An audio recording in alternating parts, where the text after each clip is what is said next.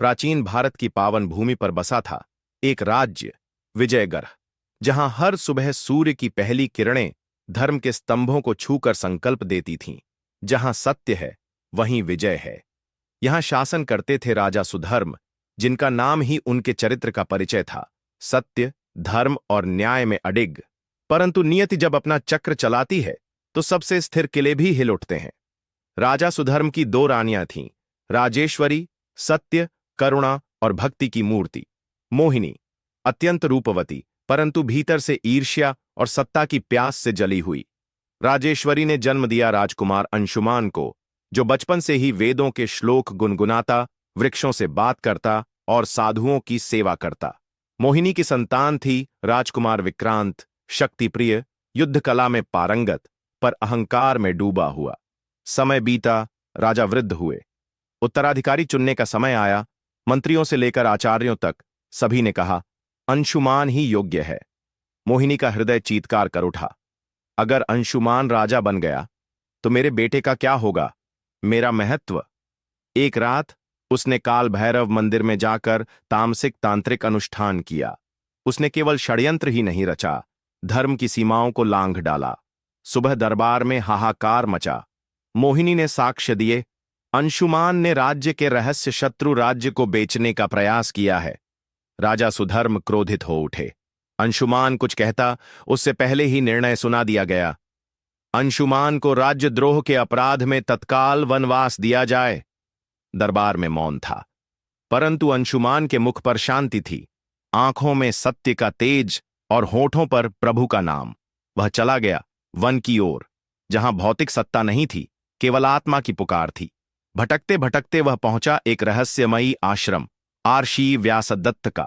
वहां उसे मिले योगी, सिद्ध और तत्वज्ञानी संत, जिन्होंने कहा, वत्स, यह वनवास नहीं, यह आत्मबोध का आमंत्रण है। जो सत्य को भीतर से पहचानता है वही सच्चा शासक होता है। अंशुमान वर्षों तक तप करता रहा। उसने तत्वज्ञान, ध्यान, मंत्र सिद्धियां और आयुर्वेद की उच्च शिक्षा प्राप्त की, पर सबसे महान उपलब्धि थी अहंकार का विसर्जन। उधर विजयगढ़ पर शत्रु राज्य कालकूट ने आक्रमण किया। विक्रांत युद्ध में गया, पर अहंकार और अधीरता ने उसे पराजय दिलाई। राजा सुधर्म ने अब तक सब कुछ खो दिया था, अपनी सत्ता, अपनी प्रजा और अपने आत्मबल को। उन्होंने संदेश भेजा, जो भी धर्मवीर है इस संकट में विजयगढ़ की रक्षा करे। यह संदेश पहुंचा अंशुमान तक। आश्रम की अग्नि के पास बैठे गुरु ने कहा, वत्स, अब समय है धर्म की रक्षा का। तप अब कर्म बनकर प्रकट होगा। अंशुमान ने वनवासियों, योगियों, गौरक्षकों और ब्रह्मचारियों से मिलकर धर्म सेना खड़ी की। यह कोई साधारण सेना न थी, यह थी ध्यान, मंत्र और संयम से परिपूर्ण वीरों की टोली, जिनके लिए युद्ध केवल धर्म की रक्षा का माध्यम था। वह जब युद्ध भूमि में पहुंचा तो उसकी आंखें युद्ध से अधिक करुणा से भरी थीं।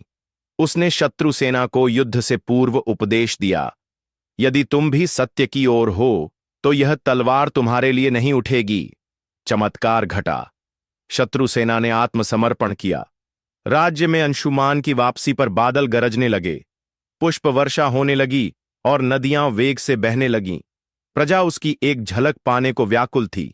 राजा सुधर्म ने कांपते हाथों से उसे गले लगाया। मैंने तुझसे न्याय नहीं किया पुत्र। अंशुमान ने चरणों में सिर रखकर कहा, पिता, आपने मुझे शासन नहीं दिया, पर जीवन का असली उद्देश्य दे दिया। मोहिनी के नेत्रों में अब गर्व नहीं, पश्चाताप था। विक्रांत भी अंशुमान के चरणों में गिरकर रो पड़ा। राजा ने अंशुमान को सिंहासन सौंपना चाहा, पर अंशुमान ने मुस्कुराकर कहा, राज्य पर शासन करना सरल है, पर स्वयं के विकारों पर विजय पाना कठिन। मुझे वह मार्ग प्रिय है जहां मैं स्वयं को जीत सकूं। प्रजा ने आग्रह किया, तब हमारा मार्गदर्शन करते रहिए। विक्रांत को राजा बनाया गया। अब वह बदला हुआ था। अंशुमान एक योगी, एक युग पुरुष, एक आचार्य बनकर देश भर में ज्ञान फैलाने निकल पड़ा। अगर ये कहानी पसंद आई तो हमें कमेंट में जरूर बताएं और वीडियो को लाइक, सब्सक्राइब करना ना भूले।